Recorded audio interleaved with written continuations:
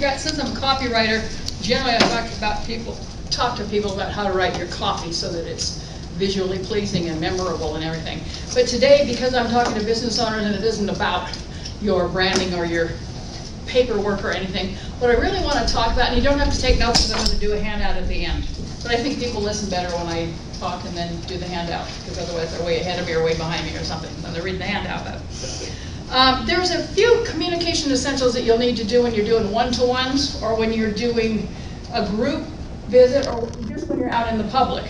And some of this is well known to you, some of it will be new to you, and some of it might be just really targeting you if you happen to be like an introvert or shy and you're really hesitant to be out in the public, and you kind of freeze up and you don't really present yourself when you're out because you're feeling intimidated by having to be out in public. And I know a number of us. Are there any of us in this room who are introverts? I am an introvert, but I learned to overcome. Candace? Oh yes. Oh yeah, she said she would. Okay. That's just it. When you're an introvert, you have to remember you can't be. I mean, it's who you are.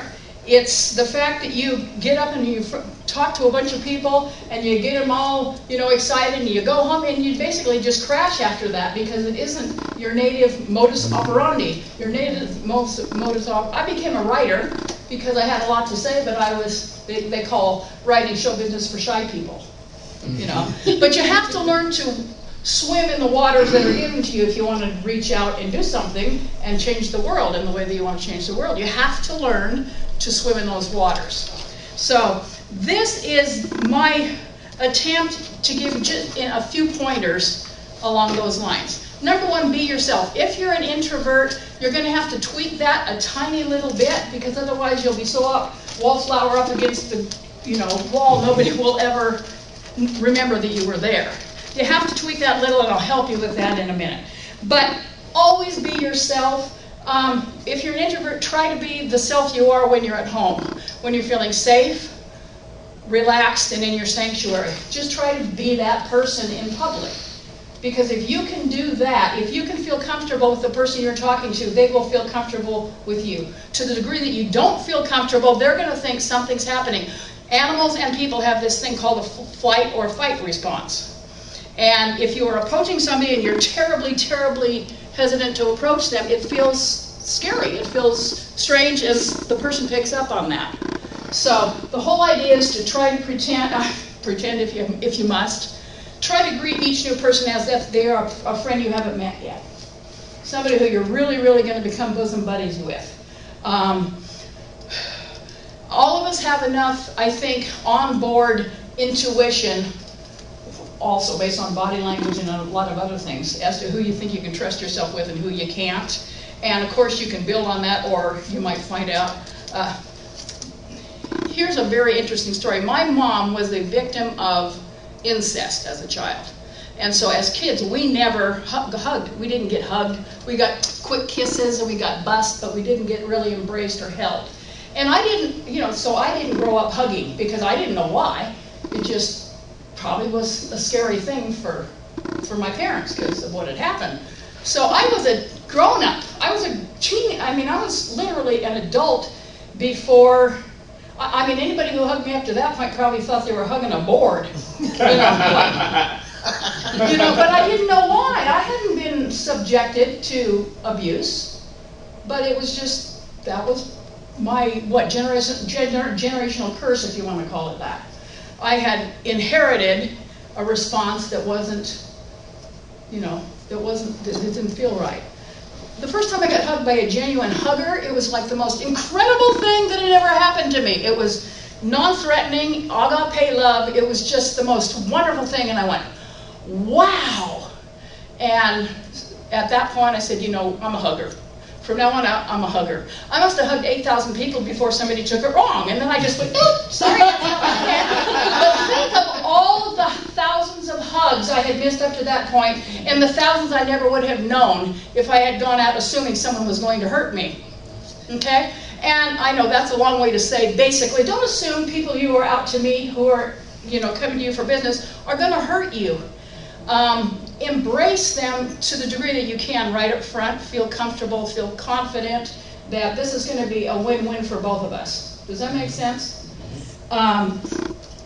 Because when you do that, you come across as someone who is safe, likable, trustworthy, and somebody that you want to get to know better. And think how far ahead you'll be of the game of all the people who don't react that way, who act completely professional.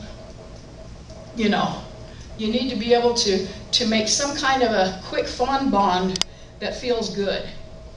So, now this is going to sound a little woo-woo and maybe voodoo-y unless you've done studies or read studies on it. There's something called a vibration level or a vibrational level. Everything that is solid or even not solid has a vibrational pitch, a vibrational level. This is not a solid table, it's a bunch of atoms, you know, vibrating around each other. And they have studied and said that your thoughts will change the thing you're thinking about. So, actually they have seen it. They have scientifically proven that your thoughts create, you know, the thing and tweak the thing that you're thinking about. So, so even if you're shy and introverted and tentative and a little frightened, try to raise your vibrational level to one of joy, happiness. You can do it just by smiling. Even if it's a mechanical smile, the minute you smile, your body kicks in to your system endorphins and chemicals and hormones and they've done this with depressed people. They say, I know you don't feel like it, but just smile. If you do that right now, you'll notice things change in your body. Things change inside your body, whether you mean it or not, whether it's a genuine smile or not. Things happen, things change. So, when you're feeling anxious or nervous or shy, especially when you know there's no tiger in the room, there's really no reason for you to feel this way. Imagine yourself in your happy, safe place. Imagine yourself watching your children play or your grandchildren play. Imagine yourself at the beach. Imagine yourself, you know, breathe like you would then. You know, sit like you would then. Because a lot of people start holding their breath. Boom, pretty soon. Or they hyperventilate. And their bodies start going, hey, you are having a real problem here, you know? So try to remember just to be who you are at home when you're out in public. Does that make sense? Yes. Okay. Because, again, whatever you imagine, you create. If you're imagining conflict, you can create it. If you're imagining affection or a fond bond, you can create it. Your body chemistry, the way you smell will change. Seriously, you know, stress and anxiety smells different than happy sweat, okay? Tears, happy tears are chemically different from sad tears, completely different. So our bodies are reacting to the things we are experiencing, and if you can help your body not freak when you're out in public, when you're, you know, meeting or talking to people that you don't know, just learn to relax as best you can. And the way I learned to get through this is I learned an acronym called FEAR, F-E-A-R, false evidence appearing real. You have to remind yourself there is no tiger in this room. There's no imminent threats. Again, you just unclench your jaw, unclench your fists, let your tummy go baby tummy. Though those babies always have those tummies out to here, you know, that when they're relaxed. Don't start clenching. Remember to relax.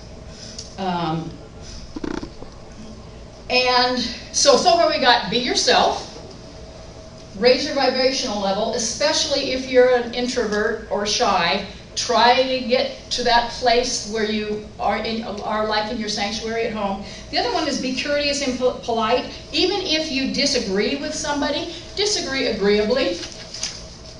You know, when you're in business, you're probably going to, you know, come across people who might say something that's completely out in left field, politically, religious, whatever. Figure they came to their conclusions in the same way you did by reading, listening to media. Sometimes that's a bad idea. You know, reading, listening to media, the way they were raised as kids, you know, cut them a level playing field. Pretend they're part of your tribe, even though, you know, even if it's your crazy uncle, you know. You just have to understand that everybody is doing the best they can in life. They come up with the conclusions that they have come up in life, and love them, you know. One of the things that I always say, or I borrowed, is seek first to understand, then to be understood. Spend a lot more time listening, because if you're listening, especially if you're with a potential client or a customer, if you're listening very intently, not on making a sale, but on what their pain, problem, or predicament is that you can solve. And if you can discern that, and then say, as I understand it, this is, you know, what you want fixed. And I think I have some suggestions on ways to help you fix that. It doesn't even have to be, you know, buy from me and I'll fix that for you. A lot of us, each of us has 250 people that we know that solve problems. I mean, businesses are problem solvers. So to create a really good rapport with somebody, listen for the other people that you have met and know. If you need a business coach, who would you refer? You know? You don't try to solve their little tiny piece of it that you can solve. Of course you can and should. That's your expertise. But always look to refer them to someone else who can also help solve a piece of their puzzle, because at that point you become a hub in an information wheel. And even if they never do business with you, if you bless them with your time, your talent, your information, they will remember that. And there's this law of reciprocity. If people have blessed you in some way, you want to bless them in return. Even if you don't need their services, they're going to be listening for people who do what they need. And then if you've developed a really good rapport and feel comfortable referring them and putting your own name behind them, then you can very, very successfully, you know, refer them, so that they're not out looking through the yellow pages hoping against hope that they find somebody who isn't a scam artist. You're able to escort them to the next safe place to do business. And I guess the way to remember this one, again, I'm going to do a handout so you don't have to write it down. No one cares how much you know until they know how much you care. Establish the fact you are a safe place to fall. You know, you're safe to confide in, you're safe to tell for them to tell their problems to, and once you've developed loyalty like that, almost nobody can take that away. They'll pay more. I mean, they might find somebody who does it cheaper even, and they won't. They're going to say, no, I'm staying with this person. I feel she has my back. She's not going to mess with me. The other thing, I think this all kind of, you know, comes to this point. Make sure the person you're speaking with feels valued and valuable. People want to be celebrated, not tolerated. Always ask for feedback and watch for feedback.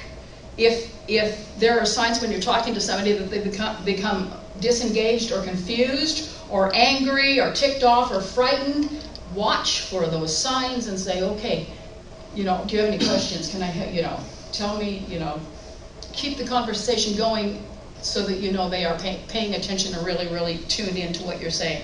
Be honest. Oh, wait a minute. That's a step ahead. Convey new and relevant information. Don't bore your listener with conversational retreads. If you know they've heard it before, don't do it again. Because people's time is valuable and they never get it back, and you don't either. Be honest. Nobody's perfect. It's okay to say, I'm not the second coming, I don't walk on water. If you ever lose a person's trust, it's next to impossible to get it back. And in the Twitter world and in the social media world, you might thrill 10 people. But if you don't thrill one of them, the 10 people might tell 3 people you're great. The one you tick off is the one who's going to be the verbal, you know, the viral sneezer, and they're never going to shut up. So if you do get somebody who is really unhappy, upset, or in some way that feels you don't measure up, do what you can within reason to fix that. Don't ignore it. If it goes out on social media, don't think, well, it'll go away if I just let it slide down the page. You need to address it. Take it off social media. and say, okay, where did I drop the ball? Let me fix that. Let me fix it. Because if you get somebody who's unhappy with you, and you make them happy, they're your viral sneezers. Those are the people who are going to go out and say, look, I had a problem. I came to her with my problem, told her this thing. She fixed it. You know? So just be really, really transparent. You're there to help people. If you really do disappoint somebody, try to fix it. You know, that said, there are some people you cannot, you know, there are grumpy Gusses. We've all met them. Of the 1,000 people I've helped, I've actually just given 2 people their money back, because there's no way I would have been able ever, if I had stayed at it 5 years, to please them. But because I did that, I probably, in quotes, at least shut them up, you know. So that's it. You know, you just do the absolute best you can. We can't solve every problem, but we can solve a bunch of them. And if you start to have a problem, just be sure you do the best you can to fix that for them. Another thing is, and this is a good one. Just have fun. Try to relax enough that you're really having fun with people. Because when you do that, you know, people want to be with people that lift them up and pick them up and raise their vibrational levels. So have fun. Always offer value. Insights, help, referrals, whatever. Don't fill empty space with empty stuff, because again, people's time is valuable. Always be as clear, concise, and cheerful as possible. Sometimes cheerful isn't appropriate, but anytime it is, and you can use it, it's a spirit lifter. People want to be around people who lift their spirits, because God, there is so much in this world that the news and everything else, they're all bashing and trying to drag you down that rabbit hole. So do your best to be sure that you lift spirits when you're around. Communication is a two-way activity. Don't ever operate from what's in it for you as a business owner. That's boorish. Find out what's in it for the person you're talking to, and then find ways to show that you can, or your solution can fulfill the need. As a business owner or entrepreneur, this is job 1. Make sure your clients are so delighted with you that they send you more clients. That's the bottom line in business. You want your clients to become your lead generators for you. So, does anybody have a particular communications challenge that they want to discuss, or we can help try to work out for them, like introversion or shyness or tongue-tied, or just anything that you can identify on your own that we can maybe help with? Cloudy mind. Pardon? Cloudy minds. Cloudy mind. Drink more water. I'm serious. Huh? No. I'm absolutely so. You mean cloudy because... Well, not thinking of the right words to say, or kind of not being able to see the sentence that you want to speak.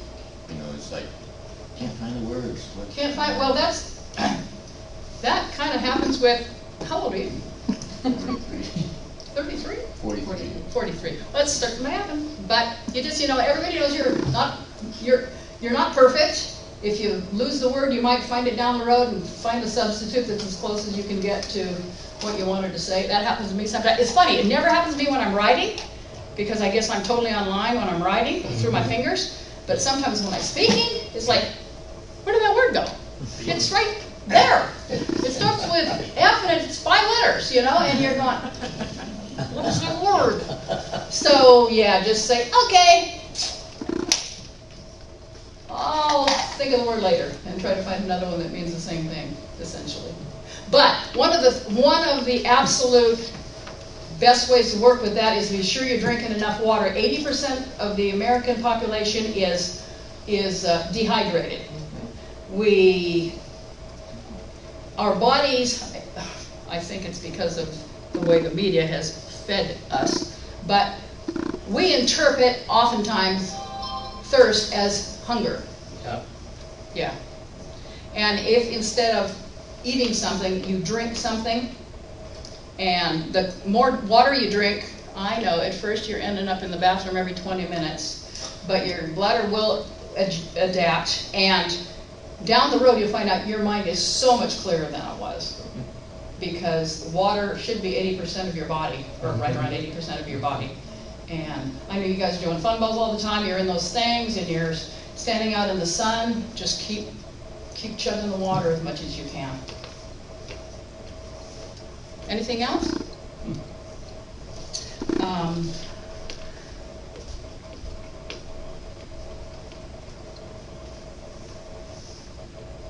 Does anybody have a challenge like to explaining like what their core story is, or are you stumbling over anything? Kris is a master at words. Except when I'm standing up here. I don't know, you're doing great to me.